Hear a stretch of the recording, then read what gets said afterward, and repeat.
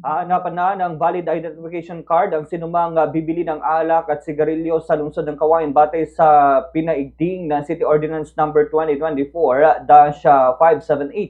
Ang naturang ordinansa ng paghihigpit sa pagbebenta ng nakakalasing na inumin at sigarilyo ay naglalayon na mailayo ang mga menor de edad na sa pagkalulong nito na posibleng magresulta sa aksidente at kaguluhan. Ilakay ito sa naganap na committee hearing na pinangunahan ng mga konsehal ng lungsod kasama ang Public Order and Safety Division o POSD, Philippine National Police o PNP at mga bar owners.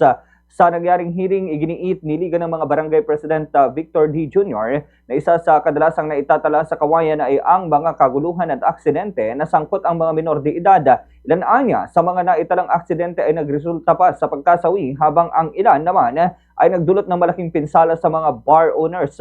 Dagdag pa niya, dapat na maging mahigpit ang mga establishmento sa pagbebenta ng alak at dapat na mayroong ipapakitang valid ID bago bentahan ang mga bibili. Samantala, bumubuo naman ng panibagong ordinansa ang Kawayan City Council upang hindi na makapasok sa mga bar ang mga menor de edad kahit na simpleng pagtambay lang ang dahilan.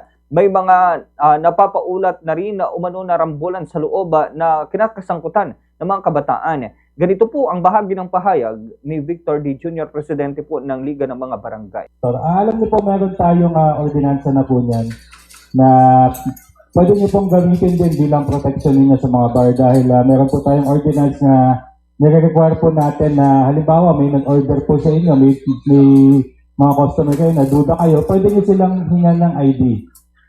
No? Dapat meron kayong gano'n ang ginagawa ninyo na kailangan required na magpresenta ng ID, lalong-lalo na kung duda kayo na minor de edad. Dahil ang problema niyan, kapag halimbawa napalusot yung minor na pumasok doon, may aberya nangyari, may aksidente, napaaway, nagpapagulo. Siyempre sa report niyan, kayo ang para pinayagan nyo kasing magpunta sa bar ninyo. Ngayon, kung makakapagpakita ng ID, peke hindi, kung nagpakita, at least may protection kayo. Di ba? Sa patas na na nagpakita siya na nasa legal na edad siya. So, siguro habang nandito po kayong lahat, request ko yung staff po natin sa SP na sana ma-providean na yung kung baka hindi pa nila alam yung mga existing ordinance natin na connected din sa.